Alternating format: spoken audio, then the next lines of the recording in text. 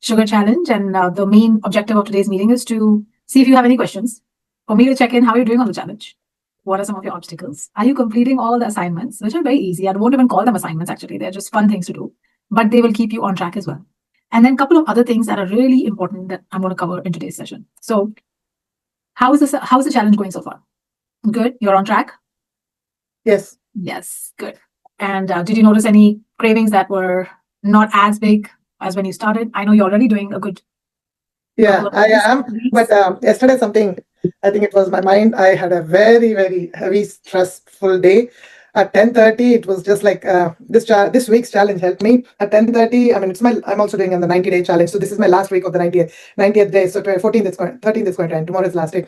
So I said it's almost ending. Also gives me like I can take some sugar, something like that. It's just like for me to reward myself for something. Then at 10:30, it just gave me some kind of something in my head was saying, eat the chocolate. It's okay. There was some chocolate in the thing. And it said, it's okay. You can pop it in. Then I said, I just saw your face in my face. So I said, no, let's meet. I am in the challenge. I invited so many women to do this. How can I be a wrong example, bad example? So it shut me off. So this community helps me. Being in a group, always group challenges are very, very, for me, very, very inspiring. And if there's a lead mentor like you, it's no brainer. I just have to follow the case. So thank you. I feel the same way. I feel like when we have a challenge, when we give ourselves a challenge, and we are in a group, even more potent, we just feel like we're responsible and we want to do, even if it's not for us, it's for the team. Yes. It's for the group, it's for the gang. We got to do this. So I hear you completely. So Sarita and whoever else is here, please, if you have anything to say, feel free to share.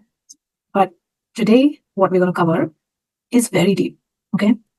Yeah, I think I was able to resist my sugar craving yesterday, but yesterday I did not eat anything because it's fasting day for me. Today, as soon as I came out of the fast today, I was little hungry. I think too hungry. So I had my breakfast. I don't know, green dosa. I don't know if it is okay or not. And then usually my go-to is after eating breakfast, lunch, and dinner, I will look for a sweet. So I don't know. After eating breakfast, also I'm feeling hungry, a little not energetic. Then there is a dates and what is it called?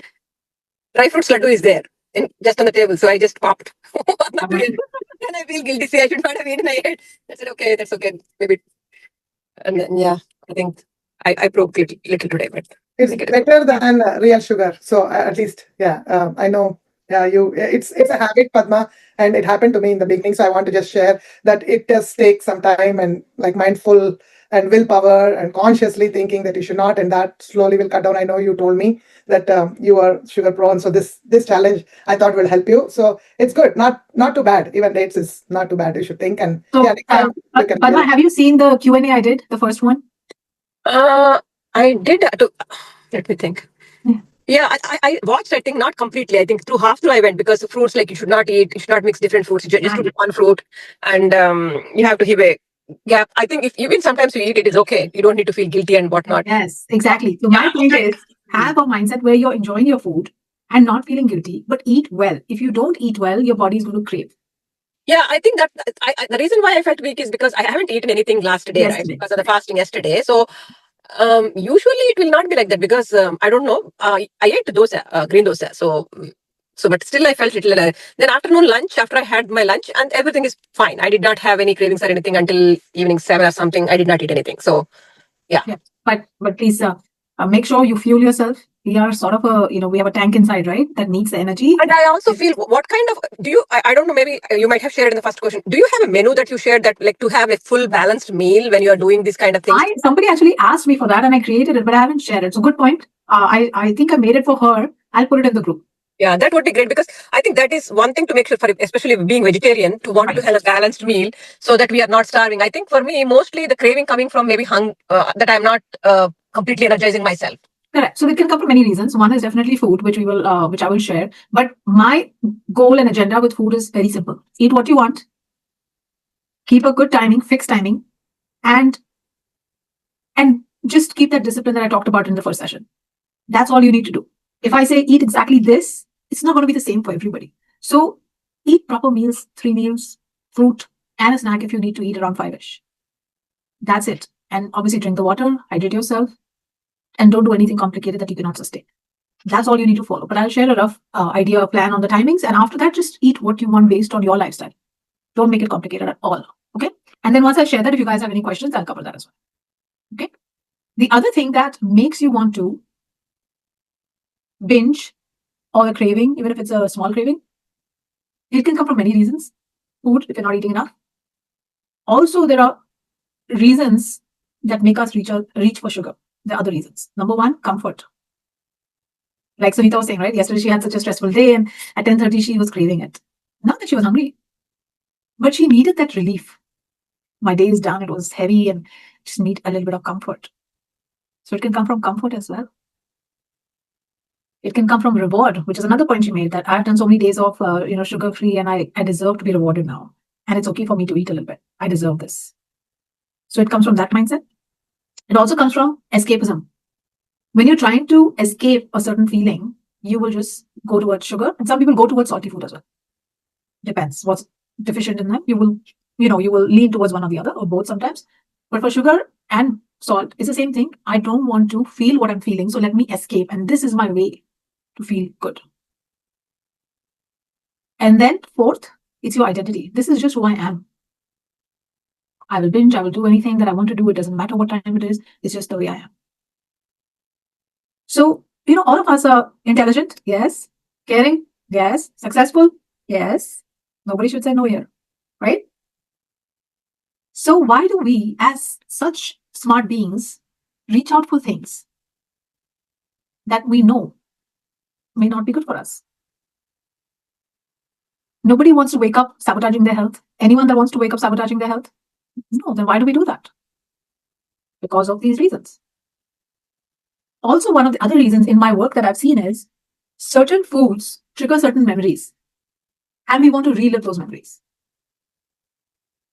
Grandma's, maybe you grew up where your grandma made parathas. And when you eat a paratha, it reminds you of your childhood, of your grandma, the conversations, the love. So that can be another reason where you're reliving a past memory of childhood, and you're missing someone or something and you want to do it. Did any of these resonate? For everybody, it could be different. Did any of this resonate with you? At maybe at different points of life? Yes, for me, Rima. Mm-hmm. Definitely, I just feel it is who I am rather than the connection, rather than the memory that you were talking, or something that I just feel that something I could have carried from previous lives is the way of thinking I have. Okay. Yeah. And which we can change. So identities can be shifted pretty easily. Okay. So that's good to know, right? It's good to know. Only then can you change it. If you don't know what it is, it's hard to change. So I'm glad you were able to say, okay, this is the one that resonates the most with me, because now we know what we have to do with it. Right. If I say I'm an iPhone, then I will behave like an iPhone. If I say what was that? BlackBerry, right? We remember we used to use BlackBerries a long time ago. Then I will behave like that, right? If I am a sugar consumer, if I'm a sugar eater, if you say I am diabetic, or I have a sweet tooth, you're owning that. I was curious to know, Rima, one thing. Initially, I was never I don't like sugar initially, in the sense from the beginning, from the childhood, right? I'm a hard, like the murmur kind of thing, like hard things, like savory and savory kind of murugu, that kind of stuff. Hmm. I think it started only after recently, 5-6 years, maybe, I don't know, maybe 10 years, maybe after the kids were born. Yeah. Completely changed. I'm just wonder myself, because I was never ever reached to sweets or anything. I have specific sweets I like, Indian sweets, but not like a sweet. It became such a way that if I don't have any sugar, right, I go and get jaggery and put it in mouth after each lunch, breakfast, dinner. Not that I'm hungry. Lunch, breakfast, dinner. It's a habit. It's a habit. So I don't know, because and then I tell myself, oh, I have sugar cravings because I identify myself with that one, and then I try not to get rid of it, knowing that because I have an knee pain. I think when you eat sugar, that also increases inflammation. Sugar causes inflammation, right? And that's why we're doing this challenge, because it is related to inflammation. Yeah, I know that is also one of the contributing factor, and which is, and then still, when I try to, okay, only today, tomorrow onwards I will not eat. Every single day I will tell myself, tomorrow onwards I will take that thing, not today. You're not alone, Padma, you're not alone. and don't blame yourself. It's not a willpower issue. That's why I think in one of the day's messages also I said, it's not your willpower.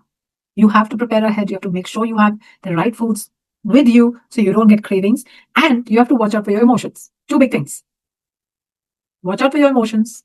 There are certain moments when women that have menstruation going on, like right before that, you're going to feel the need to eat the sweets. Mostly, not everybody. So you have to know in advance and you have to know that these are the times or windows where I might go towards these things. So how do I take care of it? There's nothing to be scared of. And we're not trying to avoid eating everything. See, avoiding sugar is not a lifelong sustainable plan. Do you agree? Yeah, it's not. So take that out of your head that I have to be sugar free. If I'm not sugar free, then I have to feel guilty. No, we cannot have that kind of a mindset. Our mindset is yes, 80-20 rule. 80%, I will watch out for what I do and eat. 20%, let it be. Flow. When we are very rigid with how we do things, we turn into a masculine energy, which is about structure, which is about to do, which is very hard on our system. So with the feminine aspect says, I will go with the flow. I'm a nurturer. I will eat and drink also the way I want. If I give you a rigid plan, you will not follow beyond a certain time. Yeah. It doesn't work because we are meant to flow and we are meant to be structured at the same time. So we need to have that flexibility in our mind, in our mindset overall for everything, where 20% is just pure fun the way you want it to be. So there is no hard and fast rule. I have to eat only this much, only that much. It's not sustainable. Life events happen, right? We don't plan for those events. Now, are you going to be rigid during that time? No, I'm not going to eat sugar. No, I'm not going to do this. No, I'm not going to do that. It doesn't work that way. So that's why keep everything easy. If I feel like eating a bite of something, it's okay for me to eat that, to enjoy the taste. But when I eat it, I will just enjoy it thoroughly. Because what we do, we will eat mindlessly. We'll get that piece of chocolate or something sweet we like. Like, wow, I'm eating my sugar. You just gobble it in. You don't even realize you've eaten it. And now you want more. So what you do is you eat, savor it to the fullest. You will love it. You will enjoy every bite of it. That is abundance. That is not a restriction. Food should feel like abundance. Eating should feel like abundance. People that are looking to make more money and feel like they don't have enough money, it starts on your plate. You need to have an abundant mindset. Look at your plate and you're like, oh my God, I don't deserve to eat this. How can I eat a paratha? How can I eat this? Then how can you deserve anything in your life? So if you're able to manage your mindset, your emotions, food is an important factor, but it becomes a little less important because you know when your emotions are driving your hormones as well. When your emotions are in check, your hormones are in check, you will go towards the right food will come to you. What we do is we go straight to food. Give me a plan. How do I eat? But nobody's working on the emotion aspect. So you come back to square one. Or in fact, you will gain double the weight now. Because now you left the plan. And you didn't even work on your emotions. So the cycle is, that loop has to be followed. Are my emotions? How's my mindset? How's my food? And your lifestyle. Your sleep is important as well. What are the things inflaming me? It's not only sugar that's inflaming you. Stress is inflaming you. You have to take care of that. More than the food on your plate, you have stress on your plate. So is it the food that's inflaming you or the stress that's inflaming you? Stress. Are we not targeting the wrong thing? I think the stress and sleep also. If you don't have proper sleep, then everything So will. why are we targeting only the food? I deserve to eat only one bite of this. I deserve to eat only a little bit of that. That is not the mindset we want. We want to look at how much stress am I carrying? That stress is causing your blood sugar spike. Who told you that? Nobody. You are just blaming yourself for eating wrong. And with so much information now, everybody knows what to eat.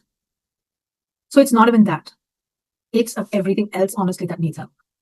And then everything falls in place without you actually making so much effort. Do you agree that there's so much stress? And I say stress equals having stress is like eating candy. So even if Sunita didn't have 80 days, she didn't consume sugar, say for example, but she had 60 days of stress. Does that equate to sugar? Yes. Yes. So the true sugar detox is when you're able to take care of all of this. Now, does stress go away in this life that we have? Does stress ever leave? No, I think it's how you manage it, I think. Exactly. Not you think, it is exactly that. Stress doesn't go, but how we deal with it is in our control. Stress is not in our control. How we deal with it? How do you talk to stress? I am always stressed. I'm a very stressful person. I'm always stressed out. Now, aren't you owning that? I am Rima. I am diabetic. I am thyroid doesn't have. I am what? What else? What are some of the other conditions? I am this. I am obese. I am obese. I am an angry person. I am short-tempered. Okay. Now you buried yourself in so much of I ams and you made it your identity. Now, what are you going to do? You buried yourself in all of this. So how do we actually frame it, reframe it? What do you think? What's the best way to reframe it and not own it? Basically say that there is stress in my life, but here's how I'm dealing with it. Good.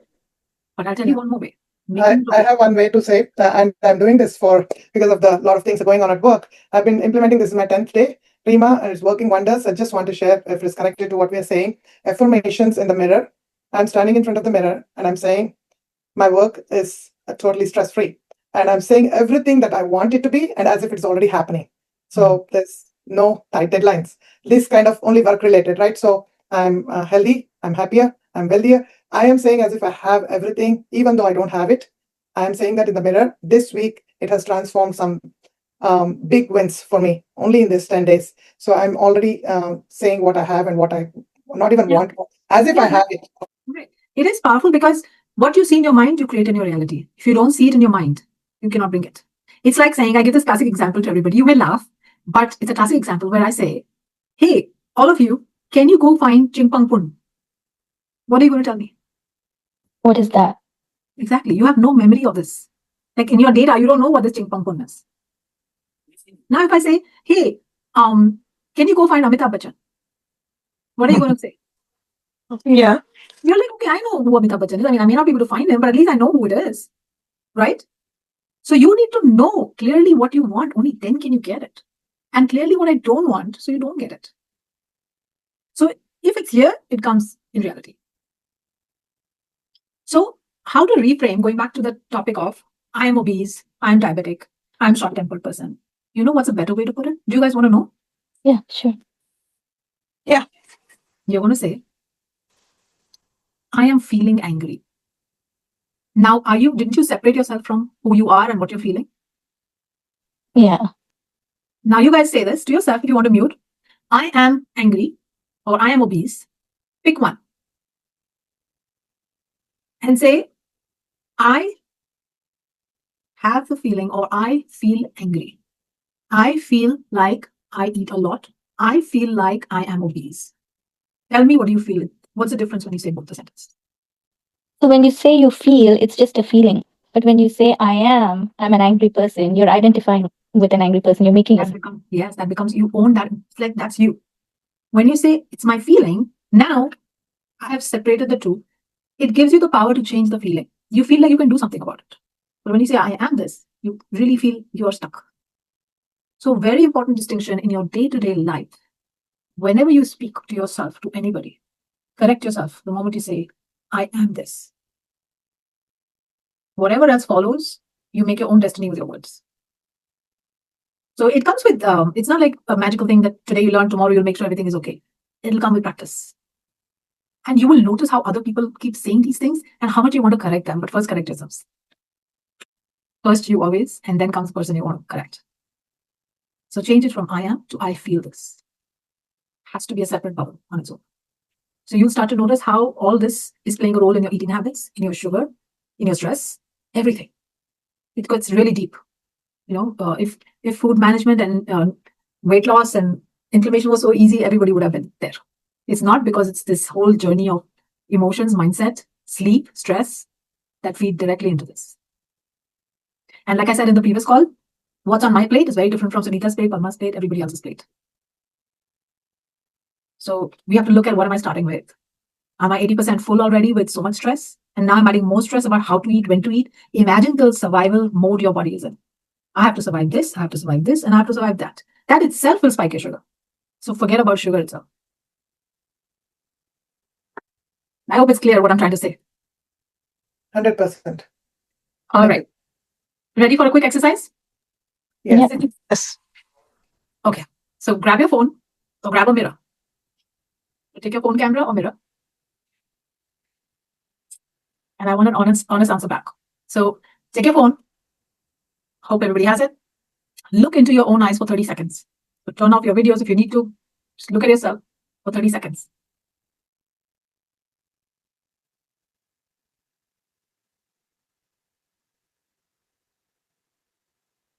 And ask yourself this question.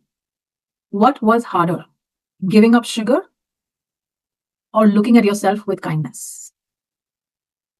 What was harder, giving up sugar or looking at yourself with kindness?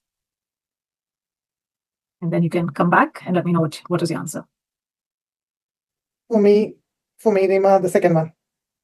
It was harder to look at yourself with kindness. Others? For me, it's giving up sugar. Giving up sugar. Okay. I think I go with second one too. Yeah. Yeah, second one for me. Yeah. Most of them would resonate with second. And even if it's first, either way, you're getting clarity. Remember, the more clearer you get on who you are, and what you're not, the more powerful your breakthroughs will be. I do these things so it brings awareness to you. Okay. I had a call this afternoon and I was asking the person on the call, how's your morning like? And I gave her my own example. I mean, I enacted an example, not my own example. I enacted an example. And then, do you wake up, go to the bathroom, quickly, where's my list of things to do, and you're out of the house? Or are you somebody who wakes up, takes their time, goes to the bathroom, washes the face, slowly brushes, takes care of what you need to do, step out, gently put your clothes on, shoes on, whatever you need to do if you're going for a walk or everything else? What kind of person are you? Person A or person B? Person A for sure. Who's that? Okay. Person one. A. Person B, for me, I've learned over the past, and I am seeing a huge difference, of course, with your guidance, and a lot of things that I've learned, learning with experience that it's not worth. And being person B, if I can share 30 seconds on it, is this is how I was. Person A has to get up and then rush down. The feet itself was running to the bathroom, doing all the stuff. Though I woke up early, it's not like I don't have time to get to my work or whatever I want to do. I used to rush, and sit on my table or work. I'm already filled with so much heaviness in the head. I'm not even feeling fresh. So one day I sat and meditated, and this is not working. It was more, I felt self-sabotage. So I said, I will wake up with no phone in my hand. A phone will be there, but I will not even see the notifications. The phone, I wake up like this. It's somewhere there. I go do what you said, like how you said, enjoy, put my stuff, what I do in the morning. That's my morning routine. Go down with the same phone, just, I don't know why I carry my phone, but I do carry for listening to some things like meditation. Go down to my basement. My puppy is waiting to say hello to me. I'm not even looking at him as if he doesn't exist. Go down and do my 15 to 30 minutes, whatever permits me that day. Do my meditation. If the sun is permitting, I look at the sun. The first thing I look at the sun. And these are all some tips that I learned from you, Rima. Thank you. And after that, I come back. Though my meeting is starting, I don't feel like rushing. I tell them I'm 1 minute late. It's okay, and I don't even like feel guilty. And I'm saying I'm 2 minutes late. I was logging in, and they ask me, "Why are you not on time?" And they are rushing, but I'm more calmer. This is what has changed over, I should say, in the last 4 or 5 months, and it is a huge, big win for me. So I wanted to share. This is what. Yeah, thanks for sharing. So exactly this. We don't have time to even look at ourselves. When was the last time somebody's even looked at themselves properly? Like literally, like how my eyes looking, how my cheeks looking, how my hair looking. We are so much in a rush. We're like this, and we're out. And we expect others to give us attention. What we expect from others, are you giving to yourself? Are you even devoting that one look to your own face, to your own body? We are ashamed to look at our own bodies. I am fat, I am this, I am that. And we just quickly want to put our clothes on and out. But we expect others to give us the attention. It doesn't work like that. What you give yourself, others give you. So, very important to start your morning right. I think we deviated from the topic, but now that we're talking about the morning routine, yes, morning is, if you want to be a winner for that day in your life, your morning has to be right. I call it the golden hour. Give yourself 1 hour every morning and see how your life shifts. Even if it means waking up a little early so you get that me time. In that hour, do whatever you need to do. Give yourself the time to wash your face, to apply beautiful lotion on your face, to thank your skin, to thank your body. Go for a walk. No rushing. You are you before you became a wife, a mother, or whatever roles you are in. You are you. And your sole purpose is to take care of you first. And then comes soul purpose as in SOUL purpose. And our body is the container for our soul. So you have to make sure that it is, you're taking care of it. The little or the more that you can do, doesn't matter, but you are doing something for it. You start your day with filling your cup. Filling your cup doesn't mean I'll have my cup of coffee and chai. Filling your cup is literally like saying, okay, what do I need? What do I need for my happiness, my sunshine? How can I be my own sunshine? If I were to be my own sunshine today, what will I wake up as? What am I going to be? What am I going to do after that? We start with a list of things to do in the morning, right? Who starts with a list of things to do? Or even the night before, we'll make a list of things to do in the morning and then afternoon and this and that. But you know what we should wake up as? Sarita, I'm going to ask you, since we just talked about a few things. When we wake up, what do we wake up as? Things to do, be, or have? You're asking me? No, Sarita. Sarita, right? What I want to be. Yes. Super. So we wake up as, what do I want to be today? You don't wake up as, what do I have to do today? Aren't you a human being or are you a human doing? Are we called human beings or we called human doings? We are human beings, but we are like acting like we're human doings. Correct. So we have to be more than do. So what am I going to be now? I want to be this. I want to be that. I want to be treated like a queen. I want to treat myself like a queen. I want to be free. I want to be taken care of today. That's how you start your day. We go in reverse order as women. And then our hormone shift, craving shift, food shift, sleep shifts. I've talked to recently about so many, at least 3 women this week so far that I've told about lack of sleep. It's exactly this. We didn't take care of our bodies, and now the body's saying, hey, payback time. Now, work on yourself first, fix your relationship with your body, and then I will give you what you need.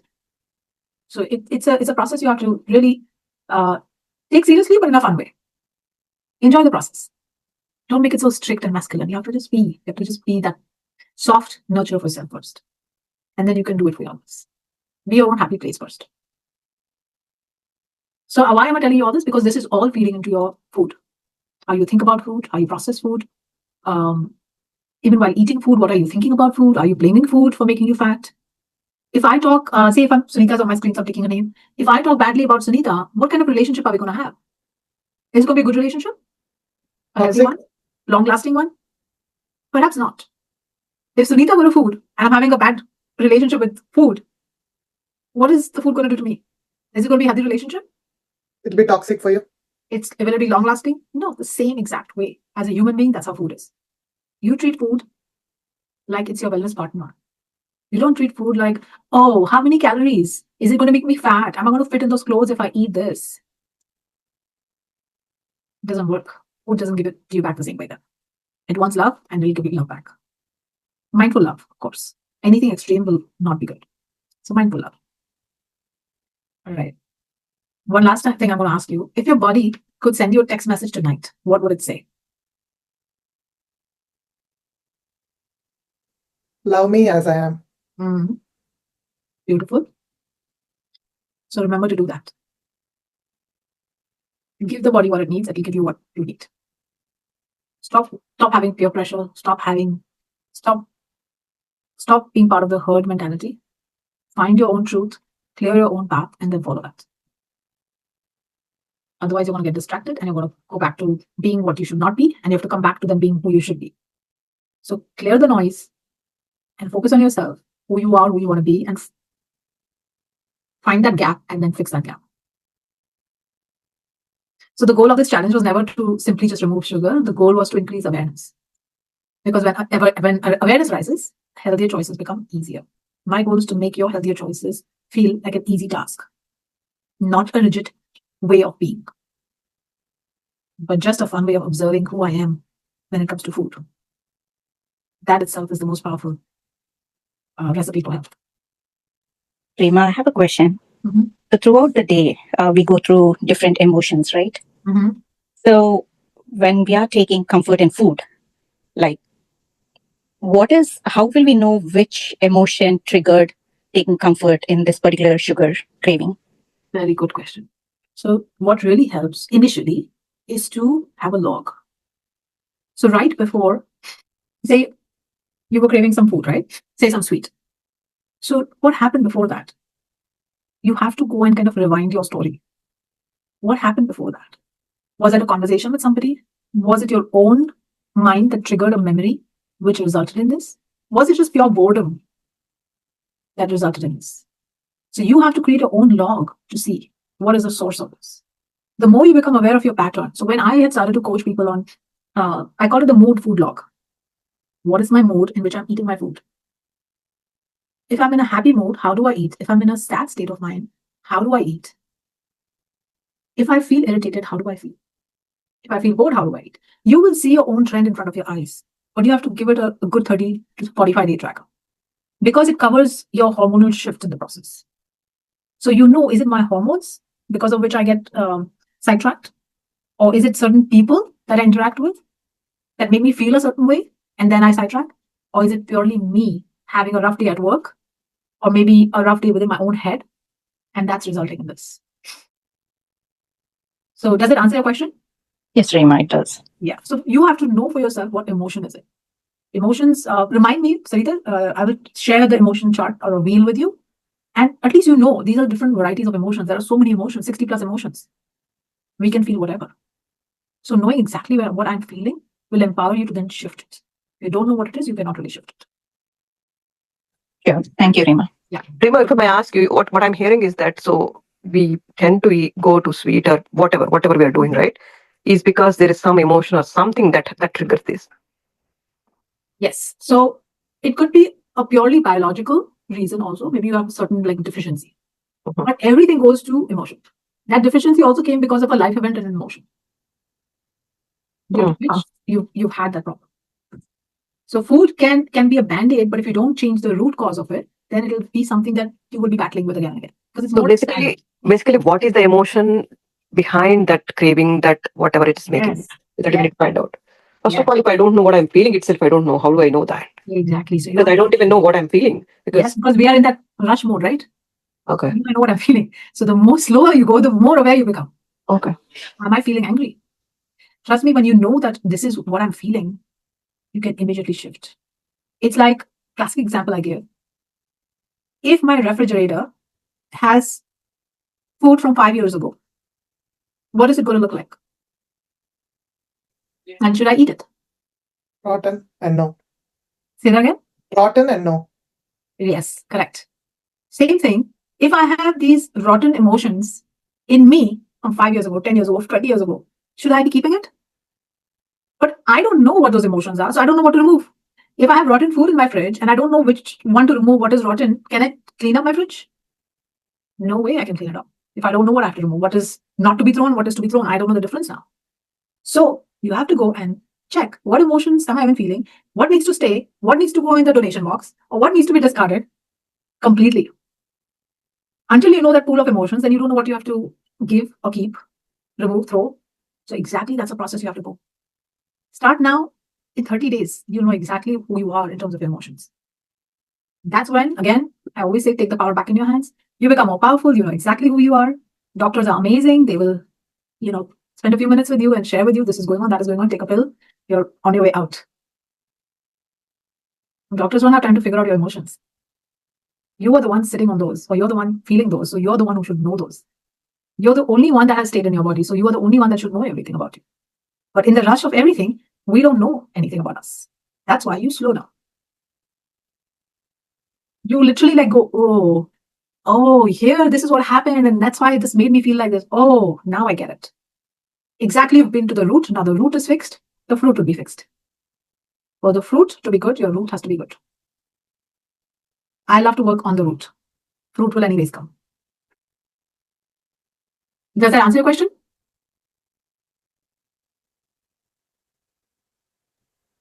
Yes, Rima. All right. So I'm going to wrap up today's session. Any other questions before we close? We have 2 more days. Stay on track and don't feel guilty. Throw the guilt out of the window. Throw shame out of the window. Think about what you want to. You discard 2 emotions, guilt and shame. Think about what emotion you want to invite instead of the guilt and shame. And then keep that. You want to invite more humbleness towards your own self, more humility towards your own Acceptance. Acceptance. Accept. acceptance, acknowledgement. How about discard 2 and get 1?